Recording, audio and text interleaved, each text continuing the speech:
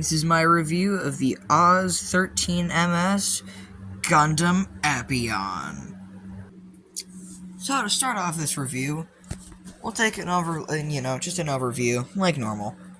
And when it comes to accessories, this thing looks jam-packed, but it's just the same as any of your other, Gundam Wing kits. Now, this is an Endless Waltz kit, and you may be thinking, wait, what? Wait, hold on a second. EPYON wasn't an Endless Waltz. Yes, you're right, but no, you're wrong.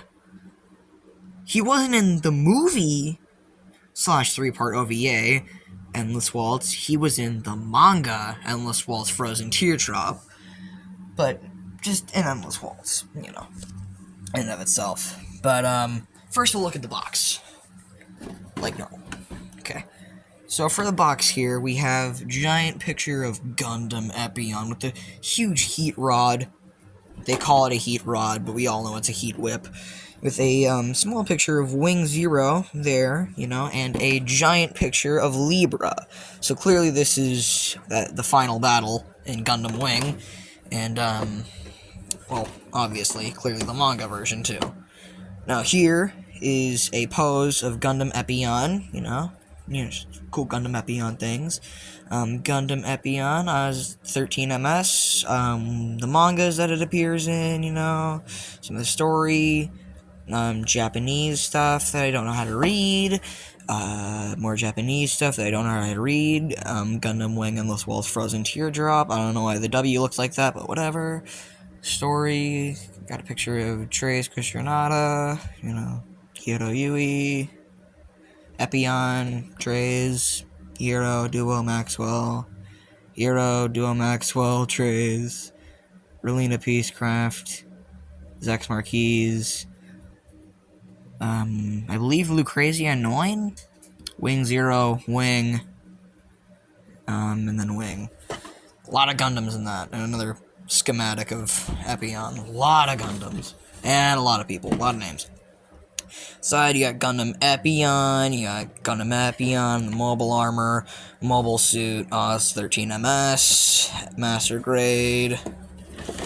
Here we have your product shots. You got your front view, your back view, got your mobile armor view, got your wing articulation, you got your mobile armor articulation, you got your leg articulation for the mobile armor's head, you got your whip articulation, you got your Milliardo Peacecraft, you got your Milliardo Peacecraft in cockpit, you got your leg decals, you got your wing decals, and you got your accessories. You got all these, which are corresponding things for all these. Then you have this, which is the same thing as the other side. Back to the box, there is nothing, as per usual with Gundam boxes. Now we'll move on to the accessories. I made a cut, and it wasn't that long. So, first we have the beam sword. Now, aren't they called beam sabers? Yeah, this one's different. This one's connected to a wire, which is connected to the internal generator, therefore giving it a bigger beam, like this. It can change its beam size at a moment's notice, so it can go from this, which is its normal size, to double of that, which is how it chopped in half the Fortress barge. So, it does look like this normally, this with the effect part in, and this as a Hollister for when it is on EPYON's hip. Next, we'll move on to the heat rod. That's its official name, although it is just a heat whip, Right now, I have it like this, but you can disconnect all these, because these are all, connected as like a peg, so you push these in and they lock into place, because there's a little tab on the end of the ball joint that's in there. So what ends up happening is that it locks in so that this doesn't move. Although you can pull these out and make something sort of like this. So, yeah. This is also fully articulated, it can move somewhat. I mean, it's flailing. You can tell by the shadow, but you know, these links do move. The third one likes to twist a lot, so it ends up looking wrong, but it can just whoosh. You can see the shadow there. But I suggest you don't do that, because that is apparently easy to break, although I have never seen that actually happen, you know. It seems a little harder if you know what you're doing. Next we'll have the 1/100th scale 1/100th scale Milliardo Peacecraft, also known as Zex Marquise, but when he pilots the EPYON, he goes by, well, the Lightning Count, or Milliardo Peacecraft. And it's funny, because in the opening intro to Gundam Wing, or at least the parts with EPYON and Wing Zero, they still show Milliardo in his Zex Marquise uniform. Very odd indeed.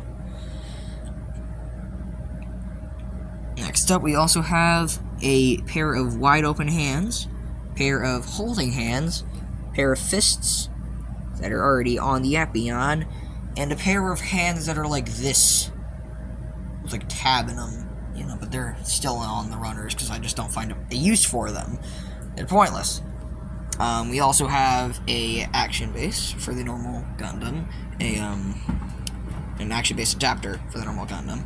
Then you have an action base adapter for the mobile armor mode, which we will get to in a bit.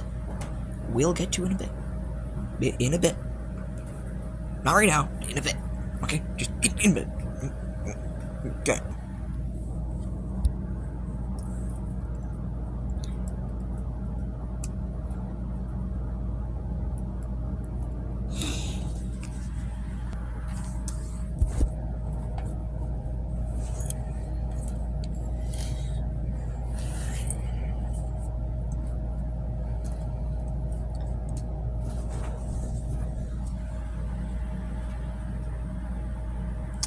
Next, we'll look at some comparisons, actually. I was going to say articulations, but, let me go grab my Gundams.